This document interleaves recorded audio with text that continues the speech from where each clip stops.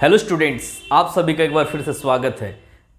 आप सभी का परीक्षा क्लास 10 के विद्यार्थियों के लिए काफ़ी नज़दीक है और अब आप लोगों का सिलेबस तो कंप्लीट हो ही चुका होगा, साथ ही साथ रिवीजन भी आप लोगों ने कर ही लिया होगा। अब आपको देखना है कि शॉर्ट में और कम से कम समय में किस तरह से आप लोग रिवीजन करेंगे। तो आप लोगों को क्या करना है, ज़्यादातर ध्यान देना है प्रैक्टिस सेट में।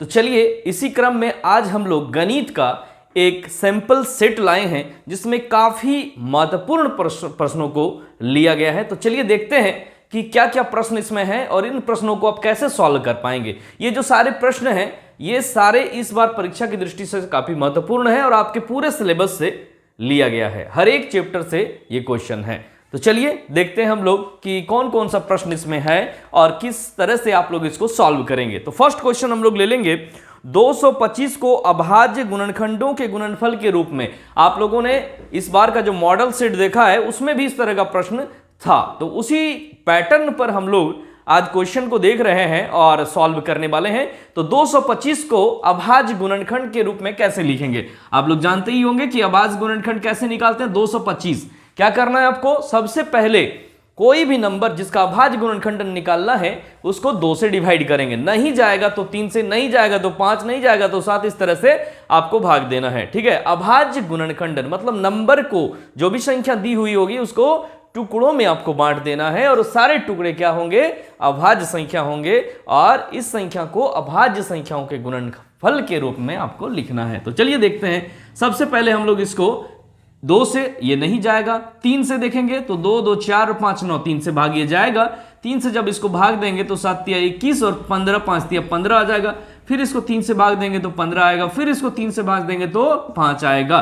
तो इस प्रकार से हम देख पा रहे हैं कि 225 बराबर क्या हो गया, तो 3 गुना 3 गुना 3 गुना 5 हो गया। ये आपका आंसर हो जाएगा। ठीक है, तो ऑप्शन में बहुत सारा ऐसे लिखा हुआ रहेगा, उदाहरण बहुत सारा एग्जाम्पल रहेगा। तो आपको क्या करना है, जो सही ऑप्शन है उसको चुन लेना है। तरीका क्या है आप समझ ही रहे हैं, देख भी रहे हैं। तो चलिए अगला प्रश्न हम लोग देख लेते हैं कि और किस किस तरह का प्रश्न रह सकता है। तो दूसरा क्वेश्चन है 130 और 420 का महत्तम समावर्तक 10 दिया हुआ है। तो यहाँ पे 2 संख्या आपको दी हुई है।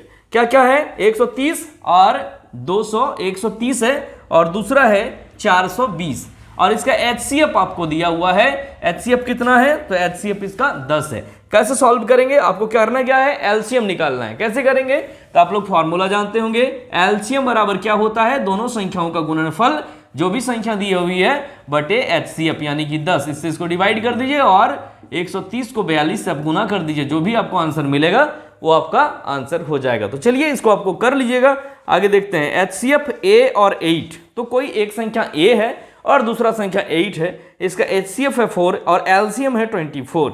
तो आप सेम प्रोसेस से इसको भी सॉल्व करेंगे। यहाँ पे HCF आपको दिया हुआ है 4 और LCM आपको दिया हुआ है 24। एक संख्या क्या है, A है, दूसरा संख्या क्या है, 8 है। ठीक है ना, तो इस तरह से दोनों संख्या हम लोग देख पा रहे हैं। यहाँ पे A का वैल्यू आपको फाइंड करना पड़ेगा। कैसे करेंगे, तो हम लोग फॉर्मूला वही लगाएंगे।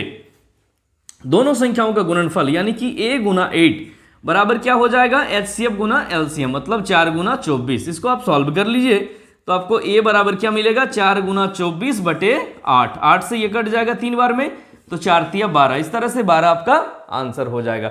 यही है प्रोसेस, इसी फॉर्मूला से आप लोगों को सॉल्व करना है इस तरह के प्रश्नों को। अगला प्रश्न देखेंगे कि एक धनात्मक संख्या 4³ + 1 किस तरह का संख्या है, ध्यान देंगे 4³ + 1 के टाइप का है। तो इसको आपको बताना है ये किस प्रकार का संख्या हो सकता है, सम संख्या, विषम संख्या, अपरिमेय संख्या। तो आप लोगों ने पढ़ा होगा, फर्स्ट चैप्टर से ये क्वेश्चन है, यूक्लिड विभाजन एल्गोरिदम से ये लिया गया है। ये किस प्रकार का संख्या होगा, तो ये विषम संख्या होगा। ठीक है, विषम संख्या हो जाएगा। ठीक है, अगला प्रश्न देख लेंगे हम लोग क्वेश्चन नंबर 5 को।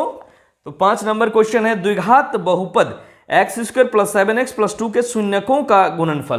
तो आप लोग बढ़िया से जानते होंगे, यहाँ पे जो बहुपद है उसको पहले लिख लेंगे, x² + 7x + 2 इसके शून्यकों का गुणनफल। तो शून्यक का गुणनफल फॉर्मूला जानते होंगे, c/a होता है। c यहाँ पे क्या है, 2 है, ये वाला 2 है, बाय a क्या है, तो x के साथ, x² के साथ जो गुणांक होगा वही a होता है।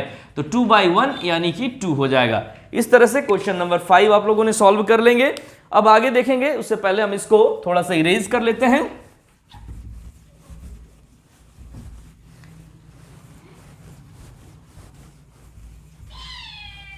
चलिए क्वेश्चन नंबर 6 अब हम लोग देख लेंगे। यदि शून्यकों का योग तथा गुणनफल, इस तरह का प्रश्न भी आप लोगों ने मॉडल सेट में देखा होगा।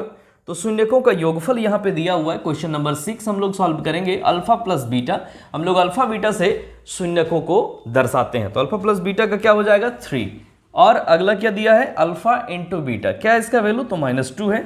अब द्विघात बहुपद आपको ज्ञात करना है, तो इसका तरीका आप लोग जानते होंगे, क्या हो जाता है x² minus alpha plus beta into x plus alpha into beta, ये सूत्र है, इसमें आपको बैठा देना। तो x² वही रहेगा, माइनस अल्फा प्लस बीटा का वैल्यू 3 है, इंटू एक्स यहाँ पे लिखेंगे, और फिर अल्फा इंटू बीटा -2 है तो -2 लिख देंगे, यही आपका आंसर हो जाएगा x² माइनस 3x माइनस 2। आगे देखेंगे हम लोग क्वेश्चन नंबर 7। तो यहाँ पे एक फिगर दिया हुआ है, और इस फिगर में आपको बताना है कि यहाँ पे शून्यक कितने होंगे। तो इस तरह से ये फिगर है, बताइए इसमें कितने शून्यक होंगे। आप लोग जानते होंगे कि ग्राफ को देख के हम लोग कैसे शून्यकों की संख्या ज्ञात करते हैं। तो कोई भी ग्राफ, कोई भी डायग्राम एक्स अक्ष को जितने बार काटती है उसका शून्यकों की संख्या उतना ही होती है। तो हम लोग देख पा रहे हैं 1 जगह 2 जगह 3 जगह शून्यकों की संख्या क्या हो जाएगी 3, ठीक है। इस तरह से आपको सिर्फ एक्स एक्सिस को देखना, वाई एक्सिस से कोई मतलब नहीं है कि उसमें वाई एक्सिस को कितने बार काटता है। अगला प्रश्न देखेंगे, समीकरण युग्म। यहाँ पे 2 समीकरण दिए हुए हैं, इसको देख के आपको कुछ ऑप्शन दिए हुए हैं, बताना है कि कौन सा सही होगा। तो पहला जो ऑप्शन है, पहला जो इक्वेशन है 2x + 3y + 4 = 0, और दूसरा है 4x - 5y + 6 = 0। तो ये प्रश्न जो है बहुत इंपॉर्टेंट है, इन प्रश्नों को आप जरूर एक बार परीक्षा जाने से पहले देख लीजिए।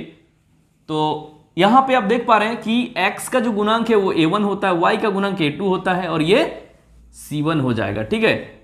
यहां पे क्या हो जाएगा, ये a1 हो जाएगा, यहां पे b1 और ये c1 है। उसी तरह से ये a2 है, ये b2 है, और ये c2 है। आपको क्या करना है, इसका जो है अनुपात निकाल लेना है और बताना है कि किस तरह का रिलेशन यहाँ पे होगा। अद्वितीय हल होंगे, अनिक हल होंगे, एक हल होंगे, 2 हल होंगे, जो भी होंगे बताना आपको। तो सबसे पहले a1/a2 आप फाइंड करेंगे, फिर b1/b2 फाइंड करेंगे, फिर c1/c2 फाइंड करेंगे। a1 का वैल्यू कितना यहाँ पे तो 2 है, a2 का वैल्यू 4 है, b1 का वैल्यू कितना है देख पा रहे हैं हम 3 है, और b2 का वैल्यू -5 है।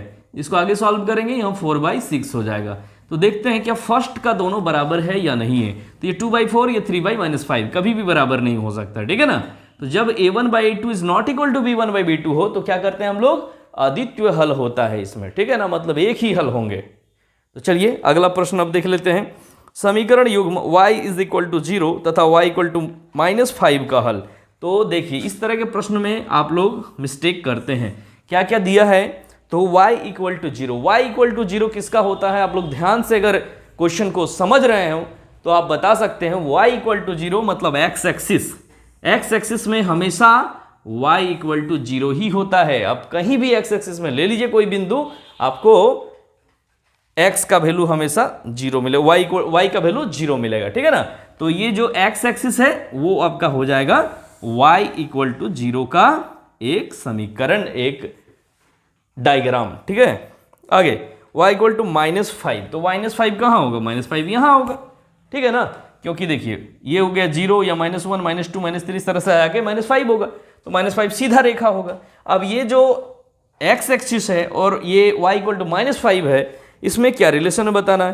कितने हल होंगे, 1 2 अनंत। तो देखिए ये दोनों एक दूसरे से कभी टच करेगा क्या, जब समांतर है तो कभी टच नहीं करेगा, यानी कि इसमें कोई भी हल नहीं होंगे, ठीक है। चलिए अगला प्रश्न देखेंगे हम लोग, क्वेश्चन नंबर 10।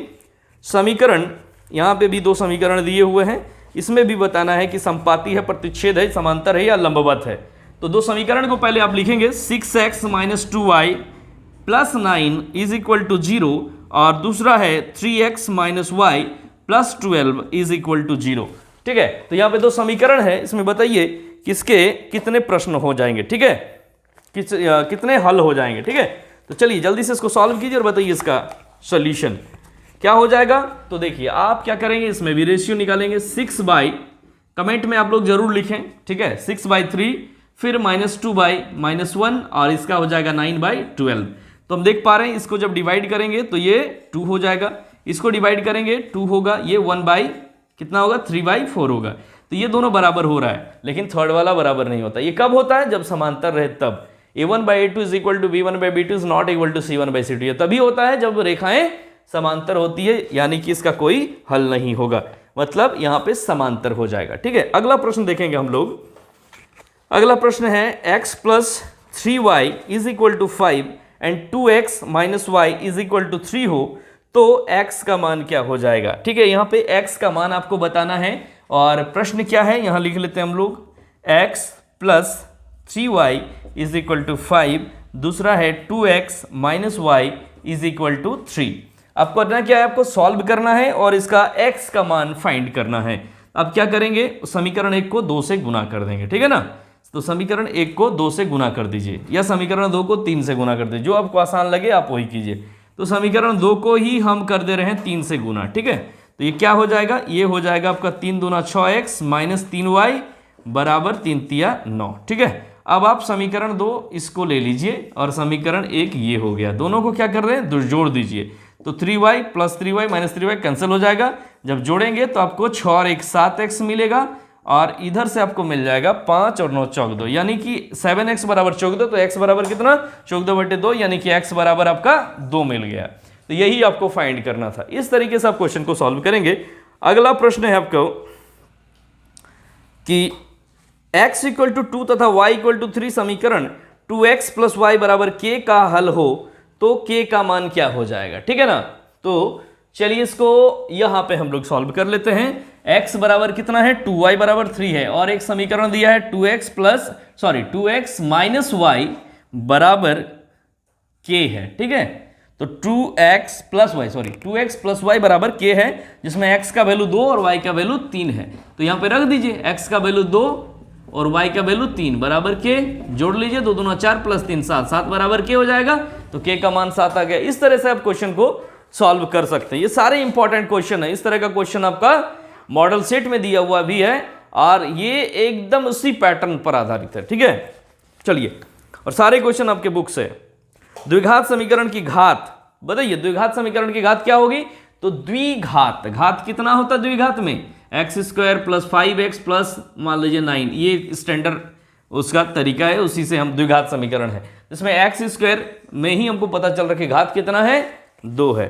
तो ये सारे प्रश्न आपके परीक्षा की दृष्टि से काफी महत्वपूर्ण है, इन प्रश्नों को आप जरूर सॉल्व कर लें। और भी बहुत सारे इंपॉर्टेंट क्वेश्चन को अपलोड किया जाएगा। ठीक है, तो प्रत्येक दिन जो भी वीडियो अपलोड होता है उसको जरूर एक बार देख लें। सारे इंपॉर्टेंट क्वेश्चन का कलेक्शन हम कोशिश करेंगे कि जो भी इंपॉर्टेंट प्रश्न है एकदम सेम टू सेम, अगर नहीं भी आता है तो जहां पे 1 लिखा वहां पे 2 होगा, 2 की जगह 10 होगा, इस तरह से होगा, नंबर चेंज होगा लेकिन पैटर्न एकदम सेम टू सेम रहेगा। इसीलिए परीक्षा तक आप लोग जो भी वीडियो अपलोड होगा गणित का जरूर देख लें। ठीक है, मिलते हैं नेक्स्ट वीडियो में, तब तक के लिए आप लोगों को बहुत बहुत धन्यवाद। Thank you.